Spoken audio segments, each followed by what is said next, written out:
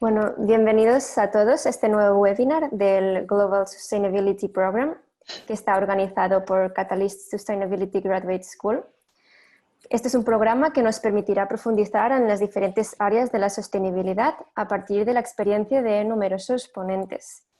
Cada webinar consta de 30 minutos de ponencia y unos 15 minutos de preguntas. Así que, bueno, si tenéis alguna duda, podéis escribirla por el chat y al final intentaremos resolverla.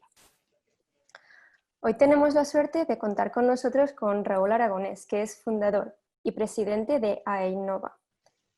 AEInnova es un proyecto de innovación de energía alternativa que tiene como misión la investigación y el desarrollo de sistemas de generación de energía termoeléctrica. A través de sus innovaciones están comprometidos con hacer un mundo más justo, ético y sostenible. Así que, bueno, muchas gracias a todos por vuestra asistencia y especialmente, Raúl, gracias por estar hoy con nosotros. A vosotros por la invitación. Es un placer siempre el tener audiencia a la que le puede interesar, ¿no? Todo lo que tiene que ver con la tecnología y la sostenibilidad. Pues un placer. Mira, así a título muy introductivo antes de empezar con la presentación. Bueno, no puedo quitarme el bozal porque estamos en la empresa y aquí muchos trabajadores, pero básicamente comentaros que Alternative Energy Innovations, o el acrónimo de Innova, es una empresa fundada de 5 años y medio aproximadamente, casi 6 años, por un grupo de investigadores de la Universidad Autónoma de Barcelona, que veníamos de hacer investigación para proyectos de Internet de las cosas por un lado y por otro lado de proyectos que venían relacionados con el mundo del espacio, proyectos para la Agencia Espacial Europea y canadiense. En estos proyectos pues nos fijamos en una tecnología que tiene mucho éxito en el espacio y que creíamos que podría ser una solución muy eficiente para hacer que nuestra gran industria fuera más eficiente y sostenible, ¿no? A título de ejemplo, solamente para un poco poner el foco en la tecnología que Innova está presentando, eh, los orígenes de la exploración espacial, en los años 70, cuando la NASA empezó a buscar nuevos destinos, ¿no? Para explorar nuestro pequeño sistema solar y nuestra galaxia, pues empezó a lanzar en los años 70, el año 77, un par de sondas espaciales llamadas las sondas Voyager, donde el objetivo básicamente consistía en explorar lo que era el confín de nuestro sistema solar, ¿no? Ir más allá de la heliopausa, explorar Júpiter, Saturno y qué ir más allá, pues, de la nube de Oort.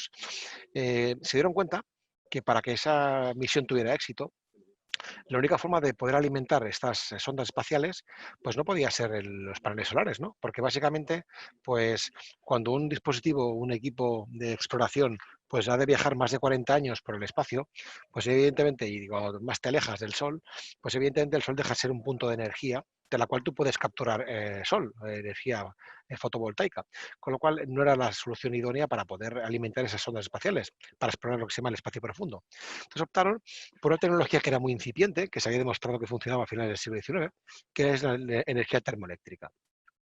Básicamente, la tecnología termoeléctrica se basa en un principio de conversión de calor o de un diferencial de temperatura en una fuente de energía, ¿no? De una fuente de energía eléctrica. En este caso, para ellos la fuente de calor pues es la que en su día conocían, ¿no? Como la que se libera con una reacción nuclear. O sea, ellos pusieron una pila de plutonio que generaba unos 1000 grados de temperatura y de ese plutonio, de ese calor, de esa pila de calor, recubrieron su dispositivo, ¿no? su equipo de calor, con un material termoeléctrico que lo que hacía era convertir ese calor en energía eléctrica. Y de esa manera empezaron a alimentar esa sonda espacial. Y bueno, 43 años más tarde, año 2020, esas sondas siguen enviando datos, tanto la Voyager 1 y Voyager 2, como por ejemplo se han lanzado 63 sondas espaciales más, tanto la Agencia Espacial Americana como la Europea, como la canadiense, alimentados todos ellos por tecnología termoeléctrica. De hecho, ahora hace un mes prácticamente se ha enviado una nueva misión de exploración a Marte, donde tenemos un nuevo Mars Explorer, ¿no? El nuevo rover, ¿no? Que han enviado allí para explorar. Pues la alimentación de este robot es completamente termoeléctrica, no se alimenta por panel solar, con lo cual es todo calor y electricidad. En ese caso, evidentemente, de nuevo, es utilizar una pila de plutonio. Nosotros vimos que esa conversión eléctrica a calor, pues, calor, perdón, eléctrica, tenía sentido dado que la industria tenía La gran industria, la industria manufacturera que se dedica a transformar materia prima en producto acabado, requiere de calor para esa transformación, ¿no? Y que esos procesos de transformación de materia prima a producto acabado liberan calor. Y ese calor que se libera, pues se pierde, ¿no? Y a partir de aquí empiezo con mi presentación. Voy a compartir la pantalla. Venga. Aquí presentamos Induai, que es nuestra solución básicamente de sensorización. Básicamente es una tecnología que está pues, poniendo a prueba el estado del arte en varias disciplinas que ahora os comentaremos. Y básicamente el objetivo de esto es transformar a la industria en una industria mucho más sostenible en esa transición digital. ¿Okay? Bien, aquí tenemos, como veis, en este caso una central térmica liberando calor continuo, ¿no? Bien, vamos a pasar de slide. Bien, básicamente, cuando analizamos ese calor de esa industria, ¿no?, que requiere transformar esa materia prima en un producto acabado y del cual pues el planeta como tal se beneficia de ella, ¿vale? Pues hay que contar que básicamente esa transformación de esa materia prima en ese producto acabado, ese calor residual industrial, equivale a unas pérdidas que rondan el 21% solamente en Europa de la energía global consumida, es decir, de lo que consume un ciudadano europeo, ¿no?, o de todo lo que se consume en Europa a cabo del año, pues prácticamente una quinta parte de esa energía consumida se pierde en calor industrial. Claro, es un valor pues ciertamente muy impactante. Son muchos teravatios de energía que la industria pierde, ¿no? Y que prácticamente si llegamos a nivel de industria, a nivel de planta, ¿no?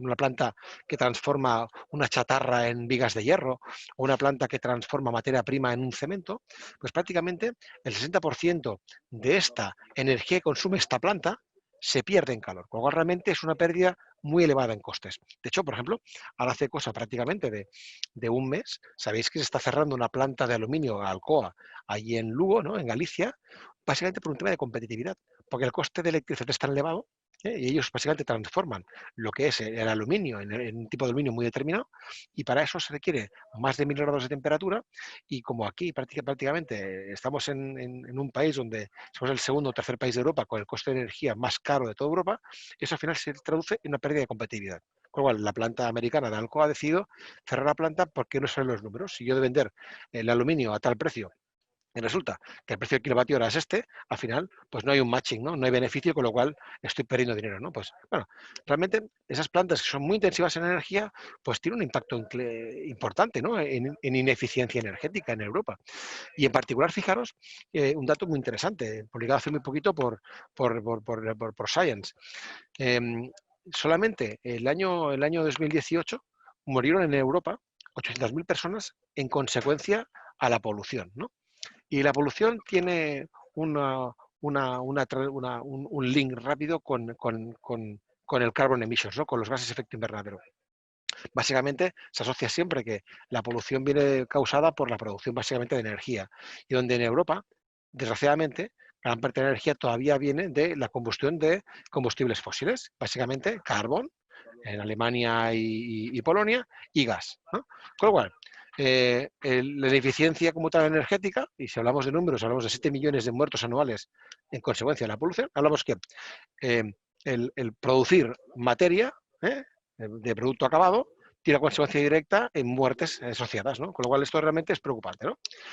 Pero si vamos un poco más allá, ¿no?, esa parte a mí pues, me preocupa mucho como apasionado del medio ambiente, ¿no?, y como ingeniería en tecnologías sostenibles, ¿no?, es que hay un dato también, que también está publicado en Science a finales del año 2019, en el que cada ciudadano del mundo, y sobre todo de media, ¿no?, pero vamos a ver si es casos más particulares como Alemania, perdón, como Canadá o Estados Unidos, nuestra contribución, nuestra forma de consumir bienes y servicios tiene asociado un tanto por ciento de deshielo del hielo ártico, ¿no? Por ejemplo, una media en Europa, pues que ronda los 30 metros cuadrados al año de hielo ártico en su superficie como tal, que se pierden cada año, que se convierten en agua dulce, ¿no? Puede parecer poco, ¿no? Pero si por ejemplo, lo que es Alemania, perdón, Estados Unidos o Australia, ronda los 50 metros cuadrados, ¿no? ¿Cuál es la consecuencia que vemos directa? La de la derecha, ¿no? es pues, una serie de personas, ¿no? En Sri Lanka, pues que su hogar desaparece. Esto que veis no es un tsunami, esto es lo que ahora mismo hay allí. O sea, hay una zona inundada, donde el mar ha entrado ya en la zona donde ellos vivían y esa zona ya queda completamente pues, inhabitable, ¿no? Primera consecuencia, pues las grandes costas de los países van a ir desapareciendo. Quizás es la evidencia más evidente, ¿no? La más visible, ¿no? Pero hay otras evidencias que también son muy importantes. Por ejemplo, que el hielo ártico es un hielo dulce, es agua dulce. Y eso cuando luego se traduce cuando eso se fusiona con el agua salada, ¿no? Pues se produce una desalinización del agua del mar y de los océanos, ¿no? Tenemos una colaboración directa con la Universidad de Fluidicia en Sao Paulo, que es donde están los mejores pronosticadores meteorológicos a nivel global.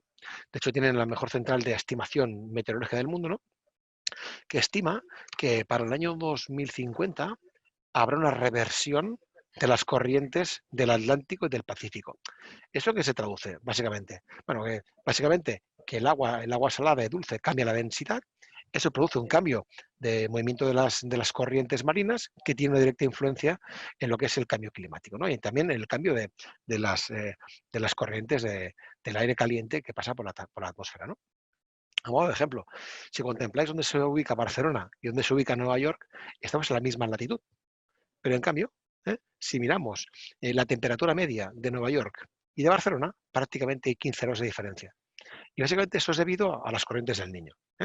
El agua viene fría de Groenlandia y baja por la costa este de Estados Unidos, se calienta en Sudamérica, se sigue calentando en África y aquí llega pues templada, ¿no? Con lo cual al final esto tiene una consecuencia y es que el clima temperado que tenemos en Europa pues no lo tienen en Estados Unidos, ¿no?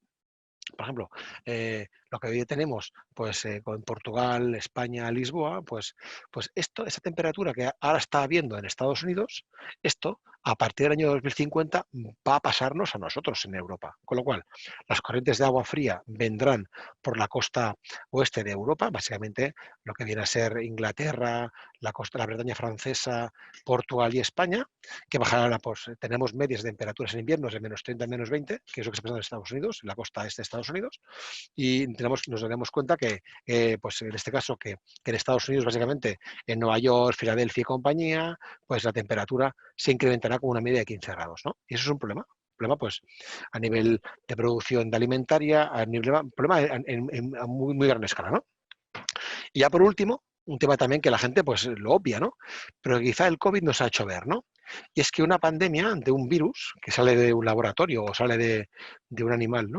De la selva o de la foresta china, ¿no?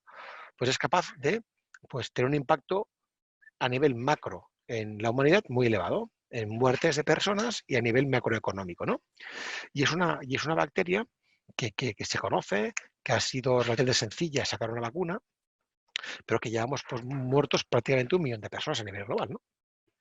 Bien, el deshielo ártico tiene una consecuencia, y es que se deshiela el Ártico, ¿no? Y por la estepa de Rusia está lo que se denomina el permafrost. El permafrost básicamente ocupa una tercera parte del hielo global. ¿Ok? Es una capa de hielo, que en esa capa de hielo pues existen pues bueno, pues congelados pues cuerpos, ¿no? Cuerpos de no sé, pues, cuerpos de mamuts, personas que murieron de antiguas civilizaciones que murieron congeladas en ese permafrost, ¿no? En ese hielo, ¿no? de Rusia. Pero también existen pues cientos de bacterias y de virus que desconocemos, ¿no? Que se quedaron atrapadas en ese hielo permanente hace prácticamente pues 15 o 20 mil años, ¿no? En recientes excavaciones para extraer petróleo de los rusos, ¿no? Gazprom, por ejemplo, en las extracciones de prospección sacaron muestras de hielo de ese permafrost, ¿no? Y han descubierto virus y bacterias del cual el ser humano no desconoce su activación y desconoce realmente qué son. No tenemos para ellos ni tan siquiera una vacuna o sabemos realmente cuál es su capacidad letal, ¿no? De la especie humana. Suele deciros que el año 2018, a finales del 2018, hubo un ataque de anthrax. El anthrax es una espora, dado que se deshieló un reno pues por la zona esta de la estepa rusa y bueno, murieron 20.000 renos con la broma y parte de una población esquimal. Suerte que cogieron a tiempo pues lo que era la zona donde estaba ese reno, ¿no? Para aislarlo, ¿no? Quemaron todo lo que había alrededor para evitar que hubiese una propagación, ¿no? El antrax tiene una mortalidad del 98%. 98%. Y pese que hay vacuna, pese que hay capacidad más que vacuna, hay lo que sería el antídoto para entendernos, ¿no? Desde luego la producción que hay a nivel global no da para que sea capaz de sobrevivir más el 1% de la población, ¿no? Estamos hablando de que el COVID, pues que con la producción que pueda haber de esta vacuna, pues prácticamente hará falta 1 año y medio para vacunar a toda la población mundial, ¿no? Pues imagínense, pues que esto pasa con el anthrax y en 1 año y medio está muerta prácticamente el 90% de la población mundial, ¿no? Y esto pasa con una espora, un virus que lo conocemos, ¿no? Hay cosas que no las conocemos, que hay congeladas ahí dentro, ¿no? Con lo cual, el hecho de ese deshielo ártico va a pasar que esas partículas o estas bacterias o estos virus van a ir otra vez al fluido de los ríos, a los mares, con su activación. Hace poco hice una publicación en LinkedIn, si me seguís, donde un grupo de investigadores de Japón han reactivado unas bacterias que llevaban 20.000 años congeladas. Bueno, congeladas. Era del subsuelo del mar Atlántico, del Pacífico, ¿no? Y las han reactivado, ¿no? Bacterias que se desconocían, cuál era su función y realmente cuál es su impacto, ¿no? A nivel epidemiológico, ¿no? Eso pasa. Entonces, eso quiere decir que hemos de ir muy al tanto, porque ya el deshielo ártico no solamente es un tema de que, mira, oye, es que en Barcelona va a subir el nivel del mar. No, es un tema de cambio climático, cambio de corrientes, y también un tema epidemiológico, ¿no? Hay bacterias y virus que van a salir, ¿no? Y eso tiene un impacto, pues, bastante nefasto, ¿no? Para la población mundial, con lo cual, bueno, hemos de ser consecuentes con esto, ¿no? Por otro lado, si mezclamos el tema de energía, ¿no? Tenemos energía por un lado, que se pierde en el bien industrial. Por otro lado, la industria y la humanidad quiere digitalizarse, ¿no? Cada vez tenemos más dispositivos conectados, ¿no? De Internet a nivel personal y al nivel global, ¿no? Tanto de Internet de las cosas, sensores para la industria, como a nivel personal, ¿no? Quien hoy día no tiene en su casa pues, un enchufe Alexa, quien hoy día no tiene un altavoz Alexa, ¿no? Pues todo eso son dispositivos conectados a la red, ¿no? La expectativa de crecimiento de esos elementos conectados a la red, pues a la red de Internet, es exponencial, ¿no? Eso es otra realidad, ¿no? Claro, cuando hablamos de dispositivos conectados de forma inalámbrica, lo primero que se viene a la cabeza es un dispositivo que va con batería, porque es la realidad, ¿no? Porque cualquier sensor que haya pues, en una farola, que haya en un compresor de una industria, que haya mi propio reloj como tal, ¿no? Todos ellos van con baterías de litio, ¿no? Claro, la gente se llena la boca hablando de, no, es que la electrificación es el futuro, el coche eléctrico, pero la gente realmente desconoce cuál es el origen de ese litio. Y eso realmente es un problema, porque primero es un material escaso, no es un material de extrema, no es el carbón, ¿vale? Segundo, se extrae de países básicamente en vías de desarrollo y utilizando prácticamente el 80% de población indígena para esa extracción, ¿vale? Y además en condiciones laborales y humanitarias lamentables. Voy a poner, aquí tengo un pequeño vídeo, no sé si se va a ver el vídeo, se va a sentir. Vamos a probar a ver.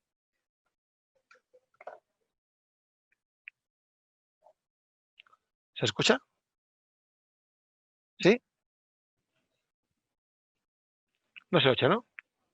Bueno. No, no se escucha. Vale.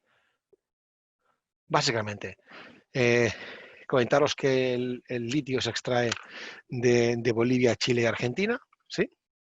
Que prácticamente, por aquí tenemos un dato importante de los costes, ¿no? De la producción, que por ejemplo en Argentina, por ejemplo, 2/3 partes de la producción se hace con comunidades indígenas de extracción, ¿sí? Que lo está haciendo básicamente, en la extracción se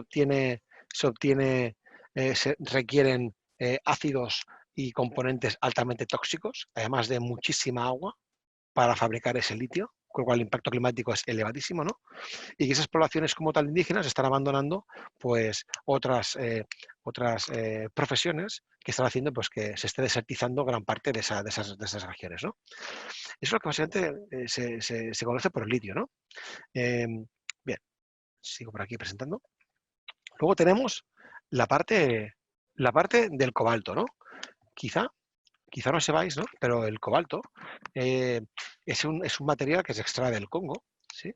Y una tercera parte del peso de esa batería de litio es el cobalto, ¿vale?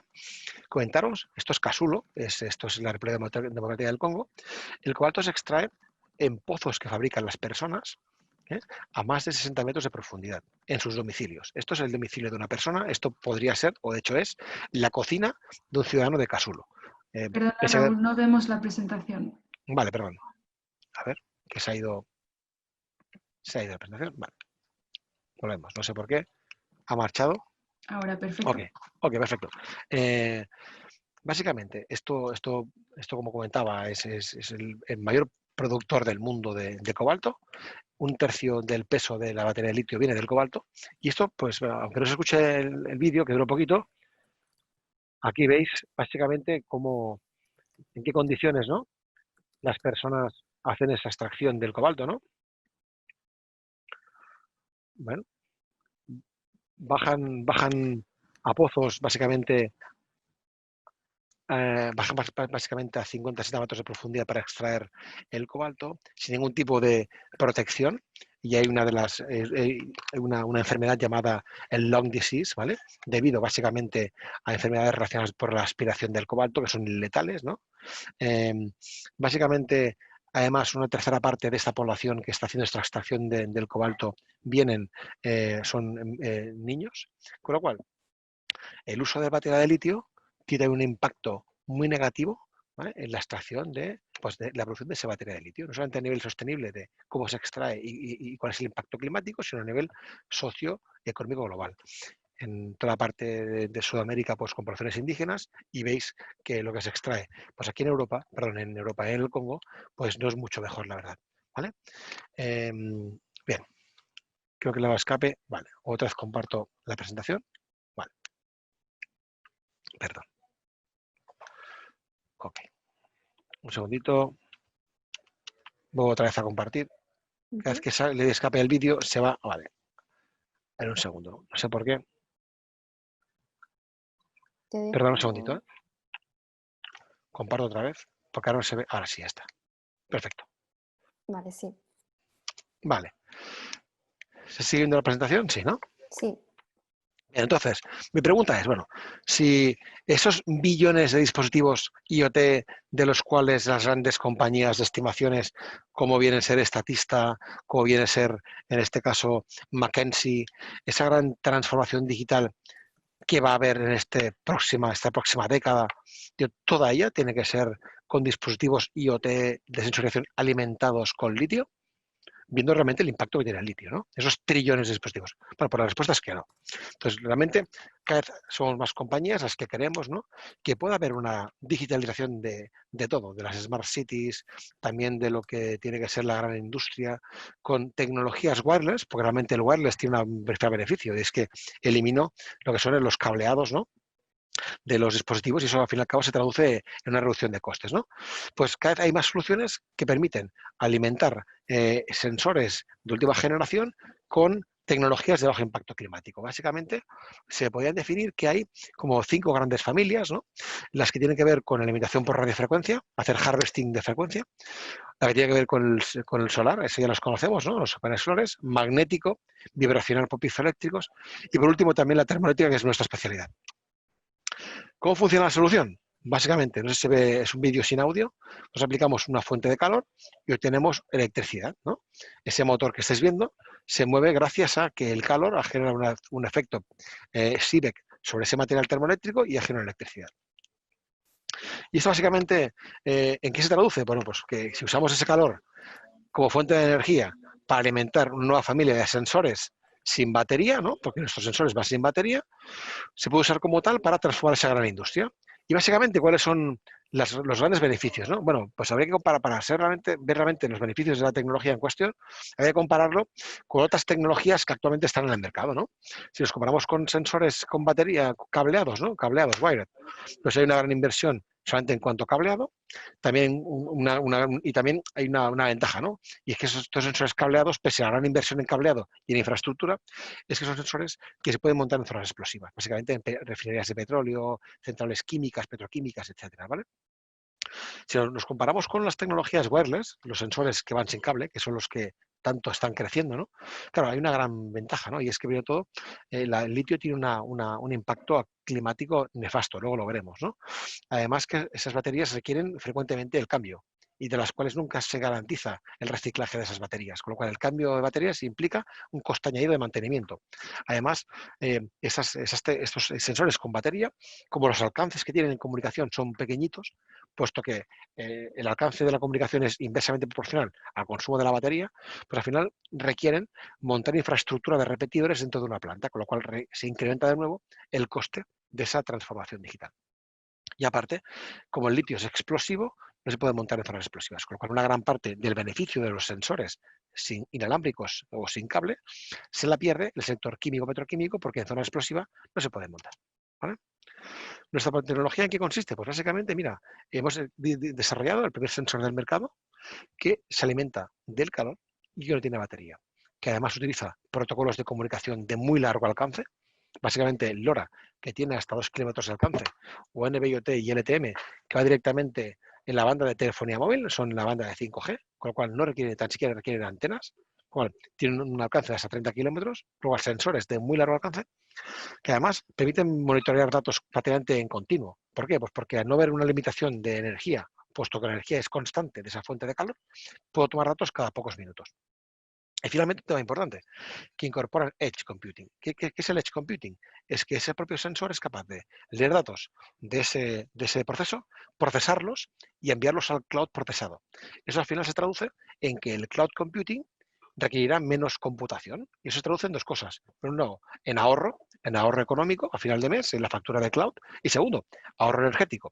Tener en cuenta que el cloud computing se le considera el séptimo continente. O sea, consume el 8% de la electricidad global del planeta. Con lo cual, si al final hacemos que el sensor sea el que procese el dato, haremos que ese cloud sea más sostenible. ¿Ok? ¿Y cómo funciona? Pues tenemos tres elementos. Un dispositivo que captura el calor y lo convierte en electricidad, unos sensores que leen datos en un proceso industrial y un transmisor que lee datos y los envía. ¿Ok? Claro, para que esto tuviese sentido y fuese creíble, pues hemos empezado a contactar con grandes industrias que tengan una política RSC importante en la compañía. Esto de que quieran testear tecnología innovadora desde un punto de vista de industria 4.0, pero además soluciones sin alimentación eléctrica, que realmente se alimenten de ese calor del proceso. Por ejemplo, este equipo que se montó en Repsol, en Puerto Llano, hace ahora 3 años, vemos arriba a la izquierda el convertidor termoeléctrico conectado a una pila de aceite, un conducto de aceite. Abajo a la derecha, el dispositivo IoT que se alimenta de ese propio convertidor termoeléctrico y arriba a la derecha, un sensor de vibraciones. Este equipo lee datos en continuo de ese proceso industrial, sin mantenimiento, sin batería, y los envía aproximadamente a 2 kilómetros de comunicación, donde el cliente ve los datos de ese proceso que se monitoriza sin impacto climático. Por ejemplo, otro equipo que se montó en Cepsa el año pasado, una bomba de agua, ¿vale? Igual, arriba a la derecha, el convertidor termoeléctrico, a la izquierda el dispositivo IoT y abajo el sensor. Este tipo de más a más incorpora Edge Computing, con lo cual el dato se captura, se procesa en el nodo y se envía procesado utilizando tecnología 5G. Con lo cual, el sensor del mercado que realmente saca provecho de esas bandas. Bunge, una compañía que procesa soja, lo mismo, medición en este caso de lo que son pérdidas en vapor. Enel, una central térmica que ya se la han cerrado, la central de Aspontes. Medíamos temperatura en un proceso, en un filtro electrostático, también sin consumir electricidad. El propio calor del proceso alimentaba el sensor y el procesamiento del sensor. Por ejemplo, Ferrovial, esto es una instalación que tiene 3 meses, se instaló en junio. Medimos, esto es una planta de exiliados autónoma, medimos partes del proceso sin usar electricidad. conectamos los conmutadores termoeléctricos a una fuente de calor, montamos el dispositivo IoT y colocamos los sensores, fijaos, allí donde realmente procede. Esos datos viajan directamente a una gateway que está a escasos 100 metros de esa planta y eso va todo al cloud del cliente. Con lo cual hemos digitalizado una planta sin una batería de litio y sin un cable que lleve electricidad, o no consumimos electricidad. Y un proyecto también nuevo, es un proyecto que hemos acabado lo instalamos el 4 de agosto, para ser exactos, es el primer sensor del mercado alimentado por viento. Los túneles de viento, por ejemplo, de los grandes túneles del metro, del tren, de las autopistas, esos túneles que están en el techo, pues nadie los mantiene. Más allá de pasar cada X meses con una vagoneta, ¿no? Colocas un sensor de vibraciones manual, ves si está dentro de las vibraciones estimadas como aceptables y hasta aquí 2 meses no vuelves, ¿no? Pues esto que veis a la izquierda es un ventilador de 3 metros de largo, ¿sí? Que cayó en medio de una vía de tren. Y evidentemente, cuando eso te lo encuentras a las 8 de la mañana, antes de que empiece el metro a funcionar, o a las 5 de la mañana, pues puedes evitarlo. Pero si tú te lo encuentras a media mañana y te cae en medio de la vía, pues el descarrilamiento del tren es obvio, ¿no? Bueno, pues como esos equipos no van tan ventilados que no tienen calor, pues optamos por hacer una cosa disruptiva. Y era por generar una pequeña turbina que genera electricidad por el movimiento del ventilador como tal, y de ahí alimentamos al sensor y realmente este ventilador ahora mismo ya está monitorizado. El cliente que esté en el Transportes Metroles Barcelona, el Metro de Barcelona, tiene en su pantalla de control cómo está vibrando este equipo, con lo cual ellos pueden actuar y parar el motor si fuera necesario. Esa solución como tal también es una solución, fijaros, de muy bajo impacto ambiental. Por otro lado, tenemos varios proyectos de I+D. Este es uno de los más importantes de Europa, es un proyecto Faro, un proyecto Lighthouse. Es un proyecto que para el año 2024 sacaremos al mercado el primer sensor IoT sin batería, alimentado por luz y por calor, del tamaño de un cubo de póker, ¿no? De 1 centímetro cúbico. Ese sensor se colocará en cualquier tipo de maquinaria que tenga calor o que tenga una exposición de luz y medirá vibraciones. Innova es el integrador de toda la tecnología y es un proyecto elaborado con 11 partners de países diferentes. Entre ellos está pues, el Imperial College of London, el Centro de Microelectrónica de Bruselas, el IMEC, etcétera, etcétera, etcétera. Con lo cual, realmente nos hemos posicionado en ciertos proyectos, tenemos 2 proyectos más en marcha actualmente, dentro de Europa como una compañía estratégica en la elaboración de tecnologías de sensorización de bajo impacto climático, ¿no? Que es lo que al fin y al cabo está buscando Europa, ¿no? Y finalmente, ya para concluir, esa tecnología, todos esos datos que estamos generando, va a parar a nuestro cloud. El cliente tiene una plataforma como esta donde él puede crearse sus propias gráficas y puede monitorizar cualquier parámetro que esté instalado con nuestros sensores. De forma que no solamente vemos los sensores, sino además puedes activar alarmas sobre los sensores, activar el mantenimiento predictivo o, por ejemplo, pues llevar hasta saber cuál es el ahorro, ¿no? El ahorro de energía que ha generado mi sensor y cómo eso al final ha repercutido pues, a menos emisiones de CO2, ¿no? A nivel global, ¿no? Comentar ya para concluir también que la tecnología IoT respecto a otras tecnologías basadas en batería, como la nuestra, tiene una reducción de prácticamente el 98%, el 99% en todos los indicadores de impacto climático. Reducimos pues, de 100.000 toneladas de CO2 para fabricar 10.000 baterías a solamente 1.700 toneladas de CO2, prácticamente un 98%. En el uso de agua para fabricar esas baterías de 17 decámetros cúbicos a 180 decámetros, 17.000 decámetros cúbicos a 180 decámetros cúbicos. En la electricidad consumida, prácticamente un 10% del total. En calor requerido para hacer esa transformación de 5.600 gigajulios a solo 5 gigajulios. Y por otro lado, pues costes en cableados y en baterías de mantenimiento. Con lo cual, a nivel desde un punto de vista medioambiental, la tecnología pues es a día de hoy la que tiene un menor impacto climático, ¿no? Somos básicamente una empresa que somos 20 entre ingenieros y doctores y gente colaboradora directa en la compañía full time, que tenemos 8 proyectos europeos en marcha, de los cuales 3 están todavía en vigor, todos ellos relacionados con el IoT y el harvesting, y que hemos sido beneficiarios de 27 premios internacionales. Pues el último ha sido el de BBVA hace prácticamente un mes, el premio a la innovación sostenible, pero tenemos varios premios importantes como el de Naciones Unidas, el ODS 7, por ejemplo, o el Ideas for Change, ¿no? Así como varios también del gobierno de Alemania y de Europa. Y poco más. Aquí se acaba mi aportación y dejo abierto un poco la sesión para que tengáis, si queréis un segundito, corto rápido, si queréis tomar nota de mis datos, pues si me queréis contactar o tenéis interés en saber más sobre la tecnología o cualquier tipo de duda que os pueda surgir al respecto, ¿no? Básicamente esa es nuestra visión, ¿no? Es la industria ha de ser más sostenible, podemos mejorar su transición digital de forma significativa, con un impacto climático significativo y además reduciendo costes y mantenimiento, ¿no? Y esa tecnología ya está como tal, está certificada y está a disposición de los clientes. Pues, Me alargo 6 minutos. Bueno, no te preocupes, se acepta. Venga. Muchísimas gracias, Raúl, por esta, ha sido muy interesante. Ahora pasaremos a la ronda de preguntas, así que si tenéis alguna duda, alguna consulta que le queráis hacer, lo podéis poner por el chat y lo vamos comentando. Vale. Que veo... Dejar un momento.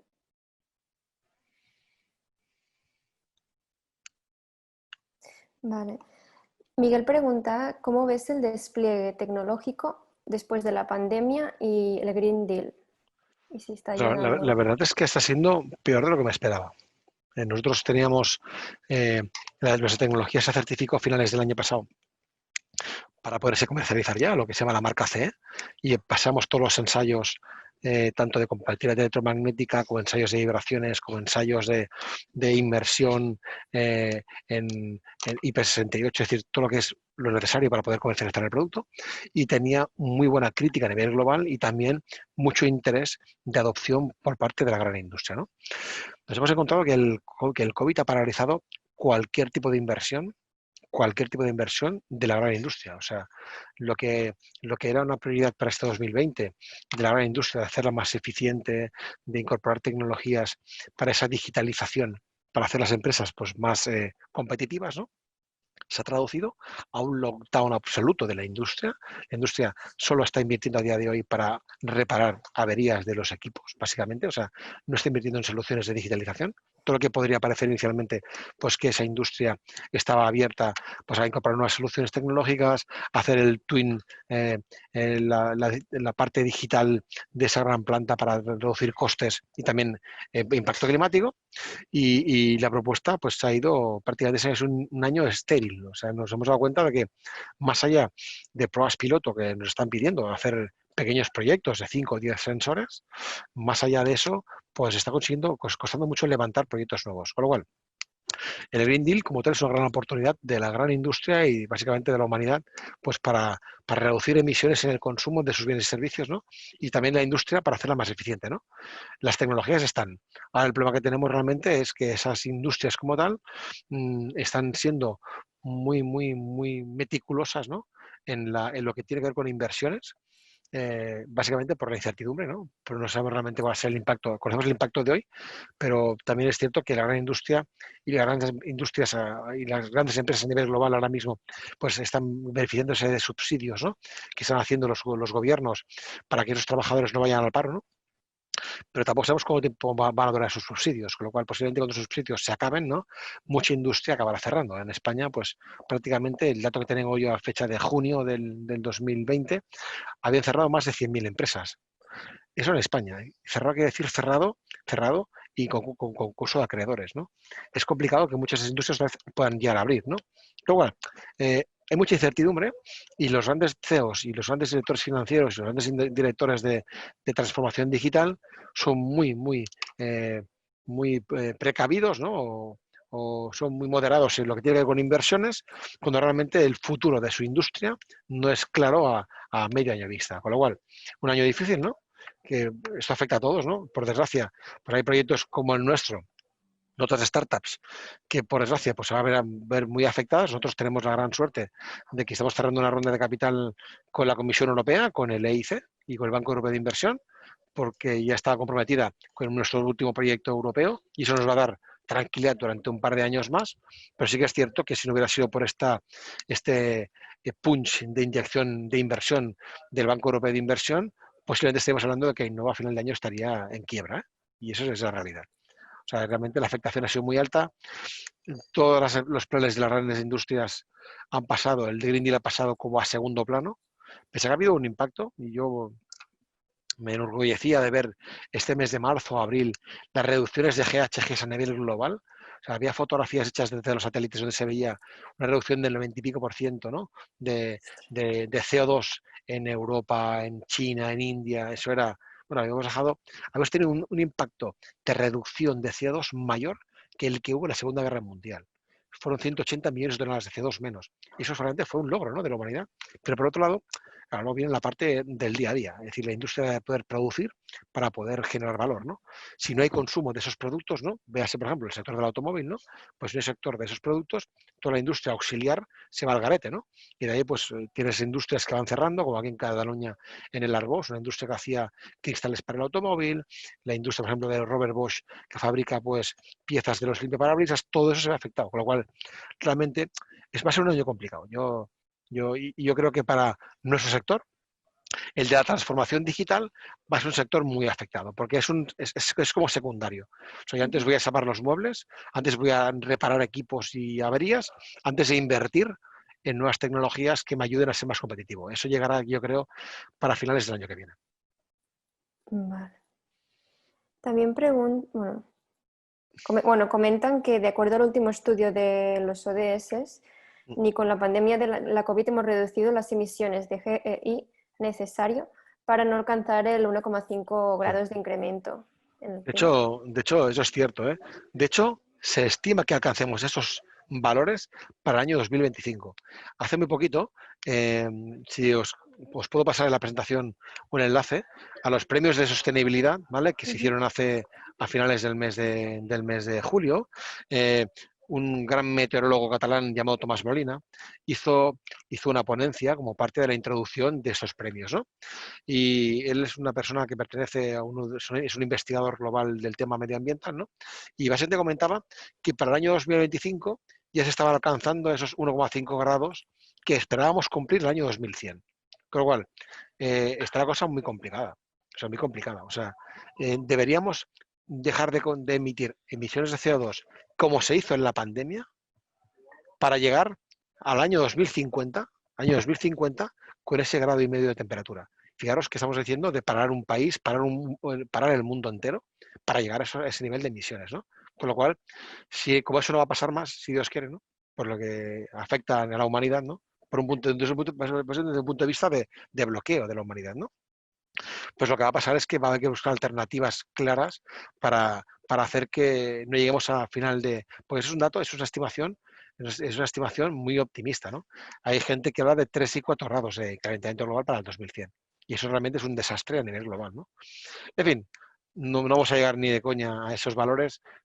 Si todo sigue como está hasta ahora, llegaremos en 4 o 5 años a esos indicadores. Y bueno, y noticias que tienen que ver sobre todo con el deshielo ártico, cada día nos llegan de noticias nefastas de deshielo, y eso para mí es un tema grave. No solamente por lo que hemos comentado, por las corrientes, cambio climático, también por la parte más virulenta, ¿no?, de la humanidad, y es el tema de pandemias. Y hemos visto realmente la cara al lobo, ¿no?, con el COVID, y estamos como estamos todos, ¿no? Pues bueno, pues puede ser que esto sea solamente un training con lo que nos puede llegar a pasar. Hace poco Bill Gates ya lo anunciaba, ¿no?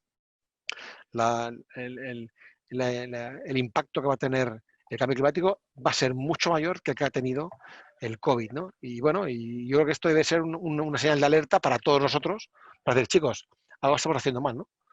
Yo cuando muchas veces, mirad, para los que os gusten las cosas curiosas, ¿no? Si me permitís un segundito nada más, mira, hay un dato,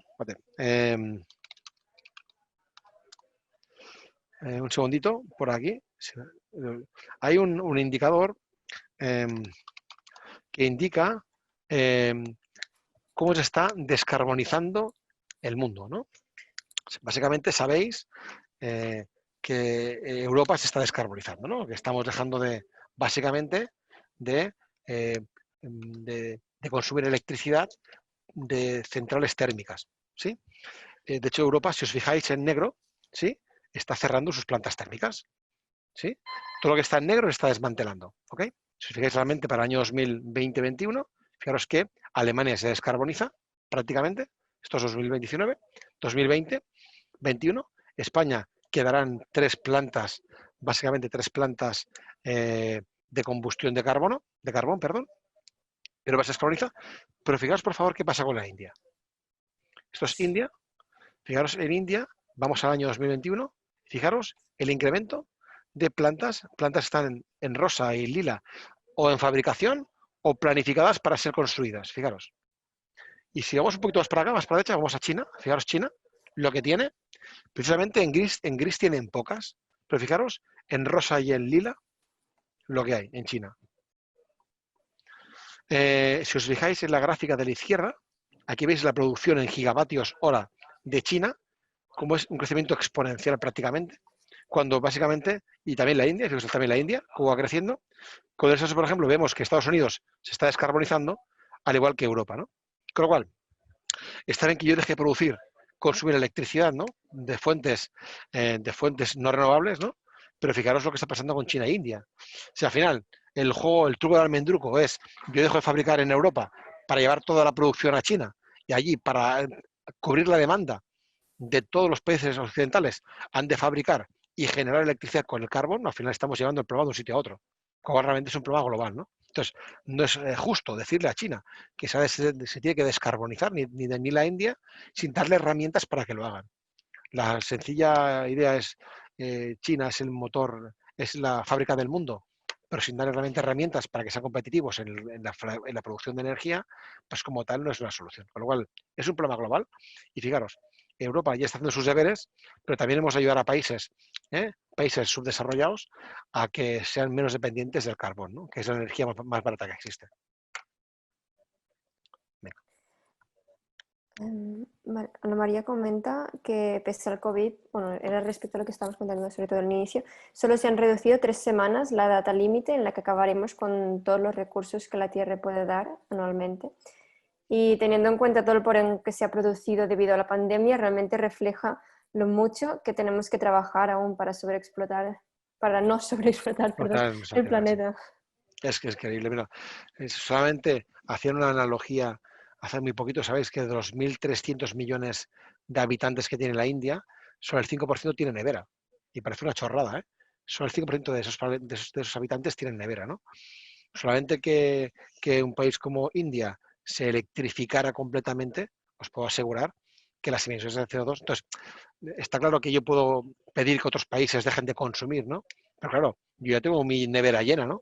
Decirte que tú dejes de llenar tu nevera o que tú no tengas nevera es completamente, es injusto y es inmoral, ¿no? Y es lo que está pasando con las grandes potencias, tanto Europa como Estados Unidos, ¿eh? Entonces, consumimos mucho, derrochamos muchísimo. Por suerte, cada vez hay aplicaciones como el Too Good To Go, por ejemplo, aquí en España, ¿no? Que permite hacer una economía circular de los residuos, ¿no? Nosotros hacemos lo mismo con el residuo del calor, recirculamos y generamos electricidad, ¿no? Que hace que hay que fomentar más el reciclaje y el reuso de las cosas, porque está claro que hemos de garantizar que toda la humanidad tenga derecho a una vivienda digna, a un consumo digno como el nuestro, pero también tú tienes que ponerse unos listones, por ejemplo, el tema del litio, ¿no? ¿Cuántas veces la gente se le estropea un teléfono móvil y en lugar de arreglar la pantalla, tira el teléfono móvil y compra un nuevo móvil, ¿no? Hemos de ser capaces de reaprovechar más lo que tenemos, porque realmente estamos sobreexplotando zonas de nuestro planeta, ¿no? Y como decía por ahí nuestro querido amigo Carl Sagan, en el año 77, 78 creo, cuando estaba sobrevolando la sonda espacial, ¿cómo se llama? Ahora que recuerde. La sonda Voyager, sobrevolaba los anillos de Saturno, pues habló con la NASA y dijo, oye, ¿os importaría por favor hacer girar la sonda espacial y hacer una fotografía de la Tierra, ¿no? Lo que él llamaba el dot, el punto, ¿no? Y decía, bueno, es que ese punto que veis allí es nuestro planeta y no hay escapatoria de ese planeta. Y eso decía el año 78, 79, ¿verdad? Mira, el objeto más rápido que actualmente está volando en el espacio es la sonda Voyager 1, que se aceleró rotando alrededor de Júpiter, ¿no? Esa sonda viaja a día de hoy a 70.000 kilómetros por hora, ¿vale? El próximo sistema solar que tenemos más cercano se llama Próxima Centauri, que está a 4 años y medio luz. Viajando a la velocidad de esta sonda Voyager, se tardarían 50.000 años en escapar de la Tierra y en llegar al primer sistema solar posiblemente habitable, Es decir, más años que lo que tiene el Homo sapiens. O sea, realmente fijaros que no hay plan B, o sea, no hay escapatoria posible de la humanidad. Lo que tenemos, ese punto que tenemos, es lo que tenemos y hay que conservarlo. Entonces, la gente ser capaz de decir, bueno, quizá yo tengo que dejar de consumir o de consumir de forma mucho más responsable para hacer que otros ciudadanos de este planeta tengan derecho a lo que yo he disfrutado durante estos últimos, pues prácticamente 200 años, ¿no? Vale, bueno, queda alguna pregunta, pero como vamos un poco justo de tiempo, lo cerraremos ya. Así que de nuevo, muchísimas gracias por A vosotros. darnos tu tiempo. Un placer conoceros y tenéis mi correo electrónico y mi LinkedIn. Cualquier cosa que tengáis, duda o planteamiento que tengáis peregrino, lo podemos charlar tranquilamente por las redes sociales, ¿ok? Bien, Raúl, felices de escucharte nuevamente y como siempre las puertas de la escuela están abiertas para ti. Ya eres parte de este equipo involucrado con todo lo que es sostenibilidad. Un fuerte abrazo. Un fuerte abrazo a todos. Tengáis un buen feliz día. Igualmente. Hasta luego.